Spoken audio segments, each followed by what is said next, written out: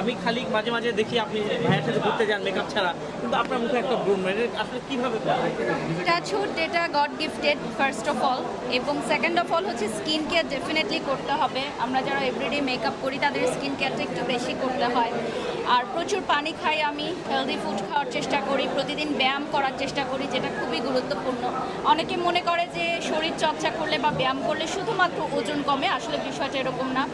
Mental হেলথও অনেক বেশি ভালো থাকে, স্ট্রেস কমে, ফেস গ্লো করে। তো সব কিছু মিলিয়ে আমি চেষ্টা করি এই জিনিসগুলো আমার দৈনিক রুটিনের মধ্যে রাখার জন্য। আপনার ড্রেসটা আসলে কত টাকা মূল্য এবং কোন ব্র্যান্ডের? এটা celebrity designer Sanaya Chowdhury design করেছে আজকের ইভেন্টের জন্য। যেহেতু বেশ কিছু অ্যাওয়ার্ড শোই আপনারা দেখেছেন, আজকের অ্যাওয়ার্ড শোটা খুবই ভিন্নধর্মী, কারণ মেকআপ আর্টিস্টদের নিয়ে। আর মেকআপ আর্টিস্টদের জীবনে আসলে অনেক গুরুত্বপূর্ণ ভূমিকা পালন করে, এটা আমি মনে করি। কারণ একজন মেকআপ আর্টিস্টই একজন আর্টিস্টকে সুন্দরভাবে সাজাতে পারে, আবার অসুন্দরভাবেও সাজাতে পারে। তো যেহেতু মেকআপ আর্টিস্টদের অ্যাসোসিয়েশন আমাকে যখন মনির ভাই বললেন, উনি তো অনেক সিনিয়র মেকআপ আর্টিস্ট এবং ওনার আমাকে একদম ছোটো বোনের মতো স্নেহ করেন, তো উনি যখন বললেন যে আমাদের মেকআপ আর্টিস্টদের একটা প্রোগ্রাম হবে এবং তোমাকে আমরা বেস্ট ব্রাইডাল মডেল হিসেবে অ্যাওয়ার্ড দিতে চাই, তখন আমি এক বাক্যে রাজি হয়ে গেলাম। কারণ ব্রাইডাল মডেল, ব্রাইডাল ফটোশ্যুট কিন্তু বাংলাদেশে আমি সর্বোচ্চ মডেলিং করেছি, এবং যেটা আসলে নিউজও এসেছিল বিগত 2016 বা 17 সালে, যে এত বেশি পরিমাণের আমি ব্রাইডাল শ্যুট করেছি, যেটা হচ্ছে রেকর্ড ভেঙেছে।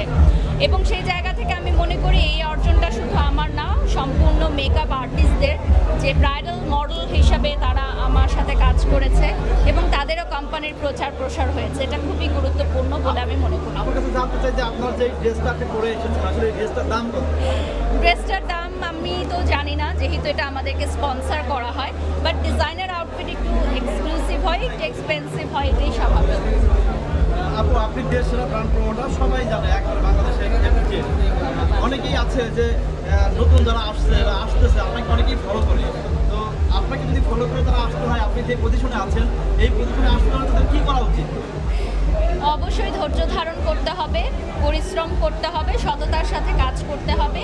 এবং ব্র্যান্ড প্রমোশন এমন একটা ইন্ডাস্ট্রি যেখানে কোনো শর্টকাট নেই, যেখানে লবিং নেই, যেখানে পলিটিক্স কোনো কাজ করে না। শুধুমাত্র আপনার পরিবেশন যদি ভালো হয়, আপনার প্রেজেন্টেশন যদি ভালো হয়, তাহলে ব্র্যান্ড আপনাকে লুপে নিবে।